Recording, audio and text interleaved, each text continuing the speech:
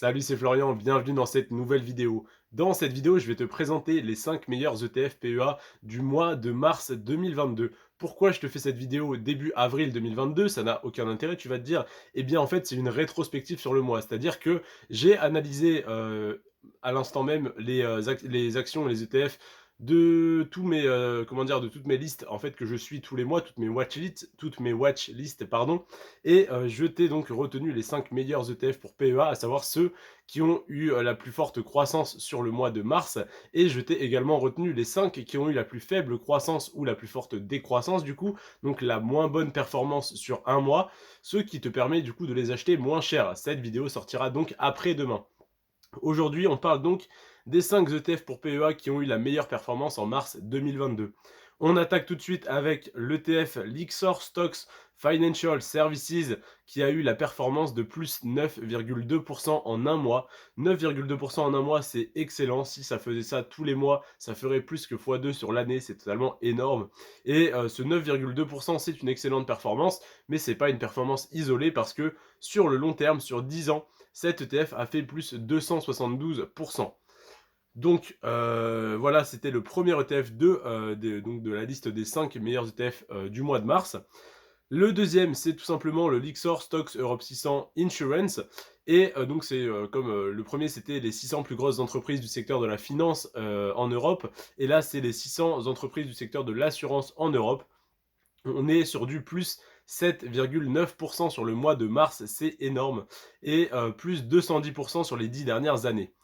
Le troisième ETF de cette liste, c'est le Lyxor Nasdaq 100, donc tout simplement un ETF sur les 100 plus grosses entreprises américaines du secteur de la technologie, qui est donc un des ETF les plus performants sur le long terme, tu vas le voir. Ce mois-ci, il a fait plus 7%, et sur 10 ans, il a fait, tiens-toi bien, plus 554%.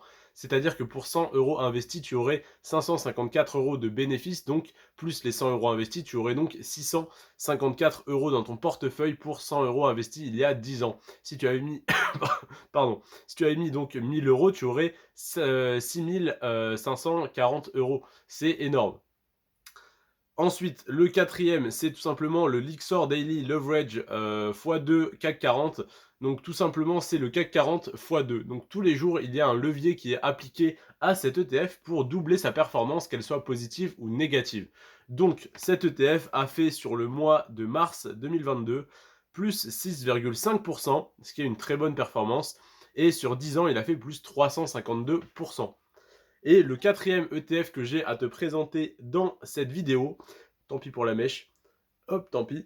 Le cinquième, c'est tout simplement le BNP Paribas Easy S&P 500. C'est donc un ETF sur le S&P 500. C'est le meilleur des trois. J'ai regardé, j'ai comparé le Amundi, le Lyxor et le BNP Paribas. Et c'est tout simplement celui qui obtient la meilleure réplication de l'indice S&P 500 et donc la meilleure performance.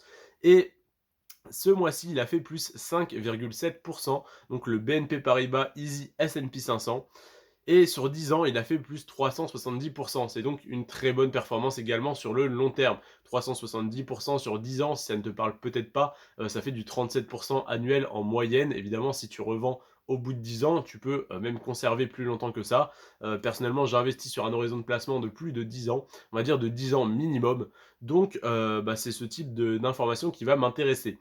Donc c'est tout pour cette vidéo. Demain, je te fais une vidéo où je te parle un petit peu plus en détail d'un de ces ETF et donc tout simplement du meilleur ETF pour PEA en mars 2022. Ça n'est pas une recommandation d'achat, au contraire, ça veut dire que ce mois-ci, il a extrêmement bien performé. Donc c'est un très bon ETF, d'accord, mais il est potentiellement surévalué par rapport aux autres. Donc là où tu pourrais acheter certains ETF moins chers qu'habituellement parce que du coup, ils ont connu une correction, c'est-à-dire une baisse ce mois-ci, eh bien ces ETF-là ont connu une forte croissance. Donc peut-être qu'il faut attendre pour investir dessus. Simplement, je te les présente parce que c'est intéressant de voir quels sont tout simplement les meilleurs ETF pour, quand ils rebaissent, pouvoir en acheter.